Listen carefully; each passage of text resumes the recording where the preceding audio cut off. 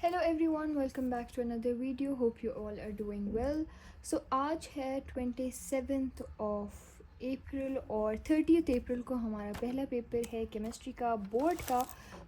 इसके लिए आप लोगों ने, मैंने पहले भी केमिस्ट्री के लिए बहुत सारी वीडियोस बनाई हुई हैं, लेकिन अभी आप लोग को लास्ट मिनट पे एज़ यूजुअल हर बच्चे को एक एंजाइटी, एक स्ट्रेस होता है, एक फ़ियर होता है कि पेपर होने वाला है। और एक जो मसला आप लोगों ने कमेंट में बताया था मुझे कि आप लोग जब पढ़ रहे होते हैं तो आप लोग को ऐसे लग रहा होता है कि वो जो पहले पढ़ा है वो सब आप भूल गए हैं, या फिर जो आप पढ़ रहे हैं पहली बार पढ़ रहे हैं। तो no, you are not alone in this. जो जितने भी स्टूडेंट्स हैं उनको सबको पढ़ते हुए यही लगता है जैसे वो आगे जब जा रहे हैं तो पीछे वाला भूल रहे हैं, या फिर जो है ना वो जो पढ़ रहे हैं वो उनको आता नहीं है या पहली बार पढ़ रहे हैं। तो ये सारी चीज़ें बहुत ज़्यादा नॉर्मल हैं, और इसका असल जो कनेक्शन है वो आपके साइकोलॉजिकल इम्पैक्ट पे होता है कि साइकोलॉजिकल बहुत ज़्यादा ये इम्पैक्ट होता है आप पे। एक स्ट्रेस लेवल बहुत ज़्यादा होता है, एंजाइटी होती है, फियर होता है। तो इसकी वजह से आपको ऐसे लगता है जैसे आप पहली बार कर रहे हैं और आपने पहले कभी किया ही नहीं है, जबकि ऐसा बिल्कुल नहीं है। जब आपका पेपर इंशाल्लाह आएगा, इंशाल्लाह बहुत ज़्यादा इजी और अच्छा पेपर आएगा। आप लोग सब दुआ करेंगे इस चीज़ के लिए। तो जब आप पेपर लिखना स्टार्ट करेंगे ना, जब आप क्वेश्चन लिखना स्टार्ट करेंगे, ये सारे कॉन्सेप्ट आप अगर पूरे साल से पढ़ते आ रहे हैं बार बार, अगेन एंड अगेन, तो बेशक अभी वो आपको लग रहा है कि आपको भूल गए, लेकिन आपके सब कॉन्शियस में, आपके दिमाग में एक पोर्शन में ये फिक्स्ड है, उधर है ये सब कुछ। तो ऐसा नहीं है कि आपको बिल्कुल कुछ नहीं आता या फिर आप आगे जा रहे हैं तो आपको पीछे वाला भूल रहे हैं। लेकिन कुछ इंपॉर्टेंट टॉपिक्स हैं जिनकी रिवीजन आपने बार बार करनी है, पेपर से पहले भी करनी है, क्योंकि जब सुबह पेपर होगा इंशाल्लाह तो ऐसा नहीं हो सकता कि हम ये पूरी बुक जो है रिवाइज़ करें। इतनी मोटी बुक को पूरा रिवाइज़ करना पॉसिबल नहीं है। तो हर चैप्टर के जो इंपॉर्टेंट क्वेश्चंस हैं जिनसे पॉसिबिलिटी होती है आने की, वो वाले आप लोग क्वेश्चंस और टॉपिक्स रिवाइज़ करें तो वही अच्छा होगा। और एक और मुझे कमेंट आया था कि एक्सरसाइजेज़ नहीं की हुई और एक्सरसाइजेज़ बहुत लंबी हैं तो क्या करें, छोड़ दें। एक्सरसाइजेज़ नहीं छोड़नी बिल्कुल भी, एक एमसीक्यू, एक क्वेश्चन, कुछ भी नहीं छोड़ना। अब द बैड पार्ट है इसके, मैंने भी एक्सरसाइजेज़ नहीं की हुई। मतलब पूरे साल में जितने भी मैंने एग्ज़ाम दिए हैं, मैं सिर्फ चैप्टर याद करके जाती थी और चैप्टर करके जाती थी। एक्सरसाइजेज़ मैंने नहीं किए हुए, सिवाय ये चैप्टर 4 के और चैप्टर 6 के, इसके न्यूमेरिकल्स मैंने किए हुए। बाकी मैंने एक्सरसाइजेज़ जो क्वेश्चन आंसर्स हैं, जो एमसीक्यूज़ हैं, वो नहीं किए हुए। और I think this is a very bad part. आप अगर पूरे साल से वो साथ साथ करते आएंगे तो वो अच्छा होता है कि भाई at the end of the day आपको वो आते होते हैं। अगर आप उससे रह भी जाएँ तो आपने किए हुए होते हैं पहले, लेकिन इन माई केस मैंने नहीं किए हुए, तो इस बार मुझे वो भी करने हैं। और आज 27th है, आज संडे है।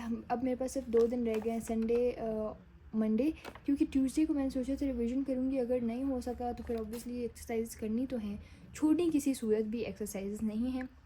कभी कभी ऐसे भी होता है कि बोर्ड वाले एग्जैक्ट क्वेश्चन उठा के दे देते हैं आपके एक्सरसाइज वाला, या एग्जैक्ट एमसीक्यू उठा के दे देते हैं। तो बेशक वो चीज़ आपकी बुक से आई होगी लेकिन आपको आती ही नहीं होगी, तो आपके लिए तो वो स्ट्रेंज ही होगा और डिफ़िकल्ट ही होगा। तो एक्सरसाइजेज़ नहीं छोड़नी, एक्सरसाइजेज़ बहुत ज़्यादा इंपॉर्टेंट हैं, एक क्वेश्चन भी नहीं छोड़ना एक्सरसाइजेज़ का। फिर आ जाते हैं चैप्टर नंबर 1 तो फॉर्मेटिव है। उसके बाद चैप्टर 2 में अब जो चीज़ें मैं आपको बता रही हूँ कि एमसीक्यूज़ के लिए क्या इंपॉर्टेंट है, शॉर्ट्स के लिए क्या इंपॉर्टेंट है।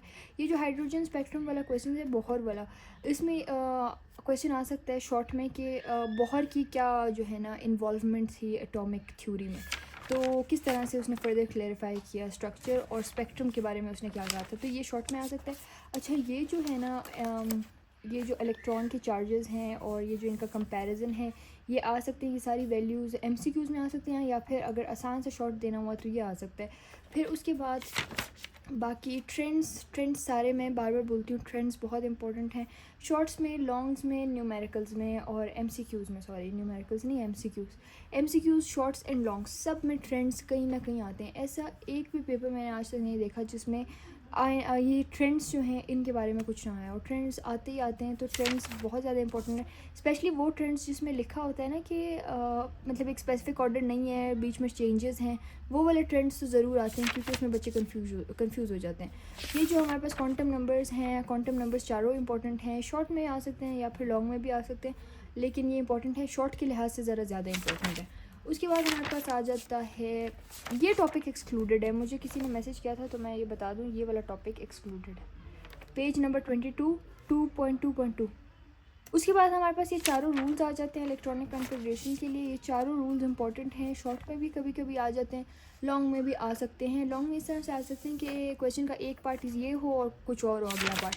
आइडेंटिफिकेशन आई थी हमारे पेपर में इस बार जो है ना, ये तो इसमें लिखा है ना कि हाउ टू आइडेंटिफाई वाला एक पार्ट है, मैं आपको दिखाती हूँ। ये यहाँ पे ये आइडेंटिफिकेशन वाला ये है, तो इसमें था कि इसमें तो हमें तरीका बताया हुआ है।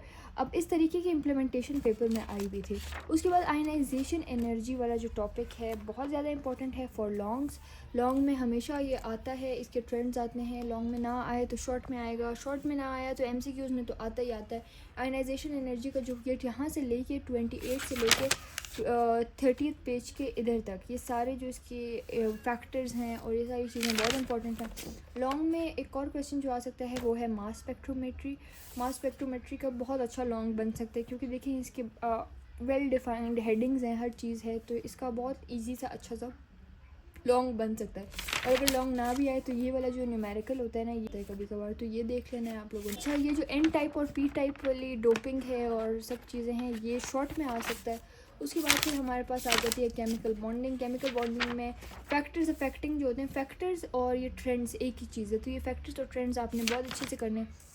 बाकी आपको शेप्स ऑफ मॉलिक्यूल्स आ सकती हैं कि आपको ये बताया हुआ कि इस तरह का हो तो क्या सीन है, कैसी शेप होगी। शेप, एंगल और हाइब्रिडाइजेशन, ये तीन चीज़ें आपको पूछा जा सकता है। कोई एक आपको दे के ना एलिमेंट या वो कंपाउंड, तो उसमें पूछ सकते हैं कि इसमें क्या है, मतलब किस तरह की इसका एंगल है, किस तरह की शेप है, किस तरह का जो है ना हाइब्रिडाइज्ड है, ये कौन सी हाइब्रिडाइजेशन है। तो वैलेंस बॉन्ड थ्योरी में भी आपको ये बताते हैं सिग्मा है या पाई बॉन्ड्स हैं, वो सब चीज़ें इंपॉर्टेंट हैं। सबसे ज़्यादा इंपॉर्टेंट इसमें हाइब्रिडाइजेशन है। हाइब्रिडाइजेशन में हर चीज़ कवर हो जाती है, क्योंकि sigma, pi bonds, angle, shape, हर चीज़ आ जाती है, तो वो और आपको देख के भी बताना हो सकता है कि इसमें हाइब्रिडाइजेशन कौन सी है, sp है, sp3 है, sp2 है, कौन सी है, तो ये आपको आना चाहिए। और इंटरमॉलिक्यूलर फोर्सेस की टाइप्स और इसकी इम्प्लीमेंटेशन ऐसे कि वो आपको दो कंपाउंड्स दे के ये पूछ सकते हैं कि किसका मेल्टिंग पॉइंट ज़्यादा है, किसका मेल्टिंग पॉइंट कम है और किसका बॉइलिंग पॉइंट ज़्यादा है। तो वो आपने फिर लॉजिकल रीजनिंग देनी होती है कि भाई इसमें ये वाली बॉन्डिंग है तो इसमें ये इतना स्ट्रॉन्ग नहीं है तो इसकी कम है,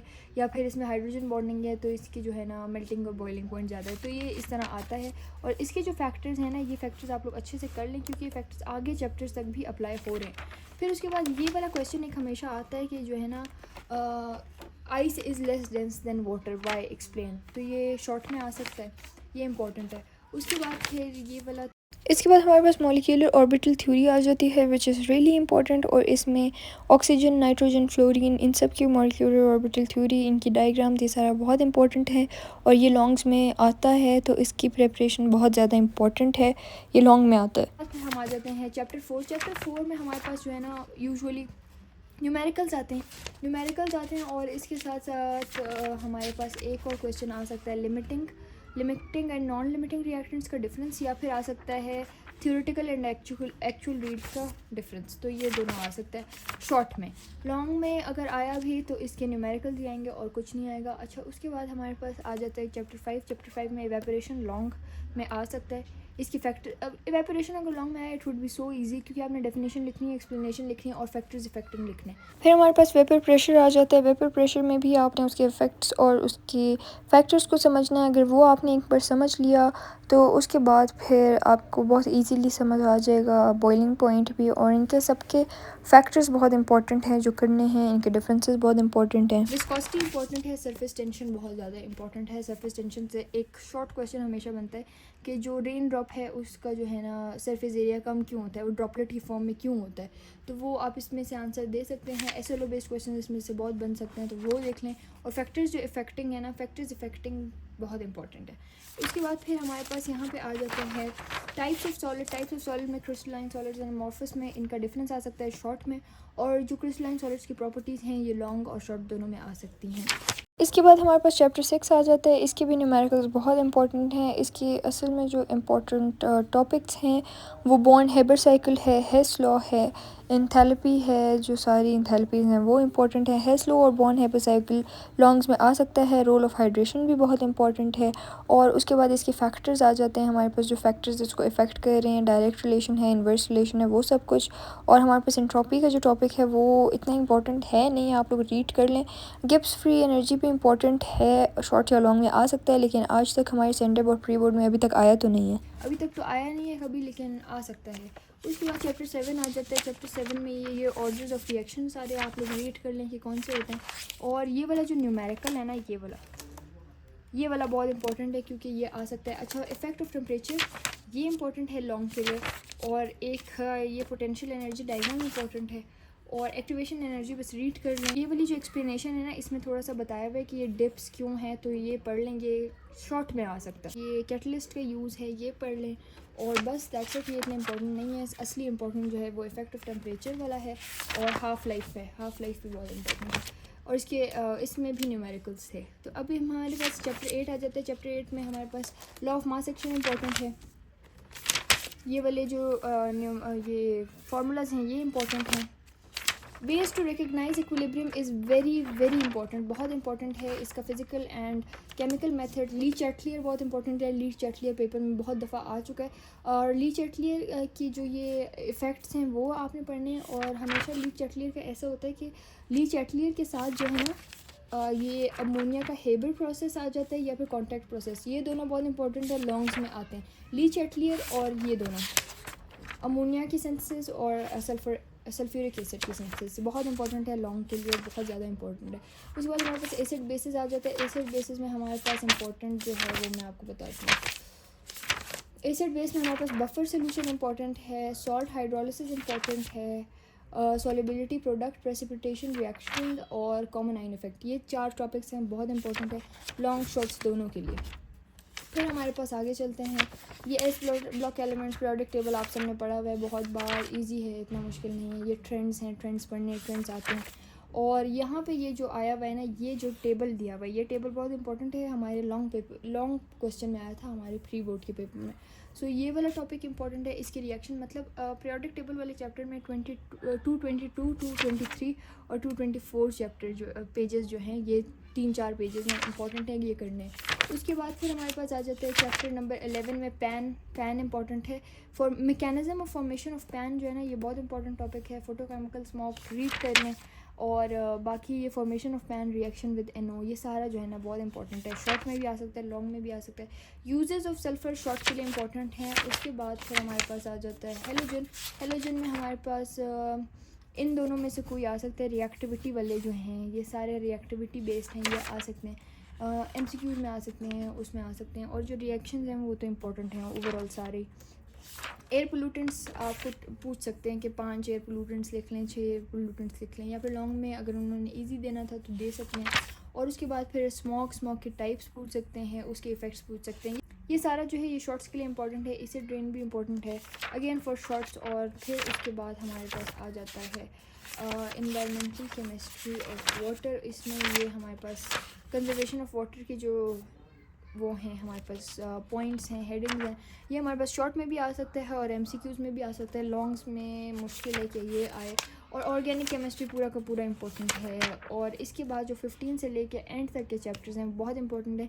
अच्छा, इसमें भी एक स्पेसिफिक क्वेश्चन जो मुझे लगता है लॉन्ग के लिए बहुत इंपॉर्टेंट है, वो है free radical substitution reaction of alkanes. क्योंकि ये एक चैप्टर में नहीं, 2-3 चैप्टर में एक ही चीज़ गिवन है, तो हो सकता है कि ये लॉन्ग में आ जाए। और अगर ये लॉन्ग में आ जाए तो अच्छा ही होगा, क्योंकि ये इतना मुश्किल नहीं है। लेकिन हमारे इस बार शॉर्ट में ये आया था, तो शॉर्ट में भी आ सकता है, मतलब ये इंपॉर्टेंट है। तो उसके बाद फिर हमारे पास आइसोमेरिज्म और इसकी टाइप्स, ये शॉर्ट में भी आ सकता है, लॉन्ग में भी आ सकता है, वेरी इंपॉर्टेंट। और फिर हमारे पास आ जाता है चैप्टर 16 का ओजोनोलाइसिस बहुत इंपॉर्टेंट है, पोलीमराइजेशन बहुत इंपॉर्टेंट है। और यहाँ पे अगर आप देखें कि यहाँ पे मैंने लिखा हुआ भी है ओजोनोलाइसिस के आगे, वेरी वेरी इंपॉर्टेंट, ये इंपॉर्टेंट है शॉर्ट्स लॉन्ग दोनों के लिए। उसके बाद फिर हमारे पास आ जाते हैं नेमिंग आती है, यूजुअली ऑर्गेनिक से नेमिंग आती है, स्ट्रक्चर के रिएक्शंस आ जाते हैं। और SN रिएक्शंस जो हैं वो बहुत इंपॉर्टेंट है अगेन।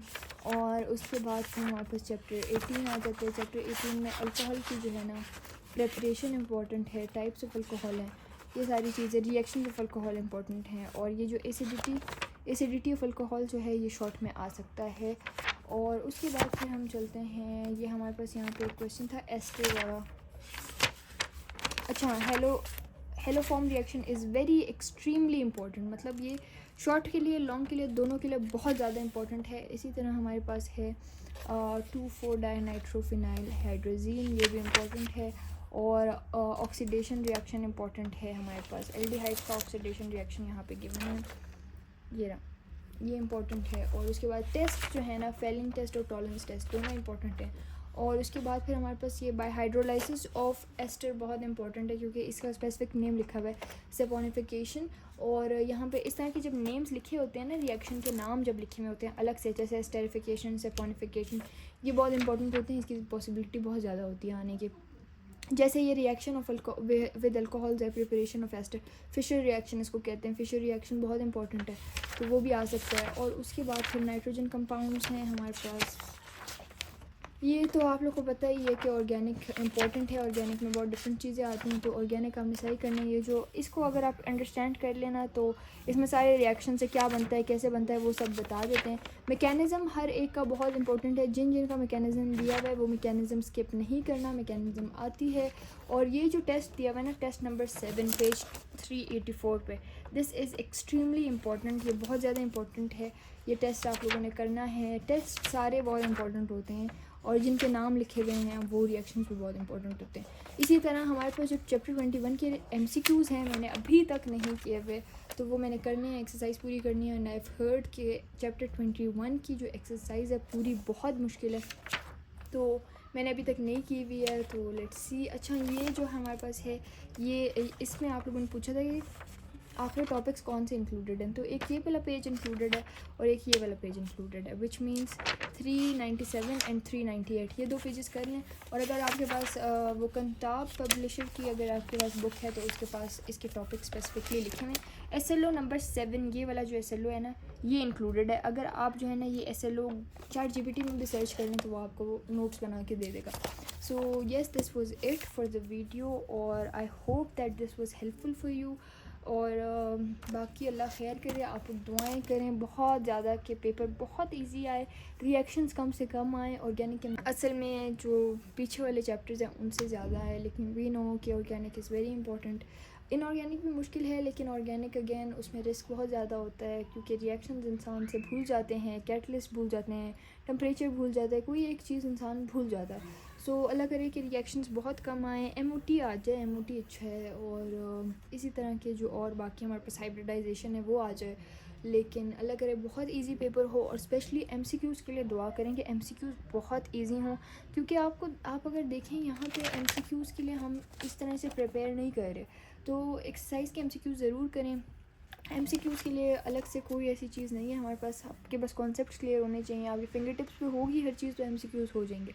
तो अल्लाह करे कि MCQs बहुत इजी आएँ। जब MCQs मुश्किल होते हैं ना तो फिर बस इंसान डर जाता है, तो अल्लाह करे MCQs बहुत बहुत ज़्यादा इजी हों, लॉन्ग्स भी बहुत इजी हों और शॉर्ट्स भी इजी हों। लेकिन असली चीज़ होती है MCQs एंड लॉन्ग्स होते हैं, क्योंकि लॉन्ग्स में आपने मटेरियल बहुत लिखना होता है, खुदा न खासा आपको ना आता हो तो आप नहीं लिख सकते।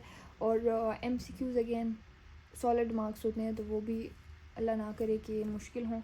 शॉर्ट्स में ये होता है कि फिर भी हो जाता है, लेकिन अल्लाह करे सब कुछ इजी हो, बहुत अच्छा पेपर आए, बहुत इजी पेपर आए, और हम सब का पेपर बहुत अच्छा हो जाए और चेकिंग भी बहुत अच्छी हो। सो yes, this was it for today's video, I hope it was helpful for you. And आप लोगों ने इंपॉर्टेंट लॉन्ग्स पूछे हुए थे, मैंने सारा बता दिया है। So I hope this helps, and remember me in your prayers. Thank you so much for watching, till next time, Allah हाफिज़।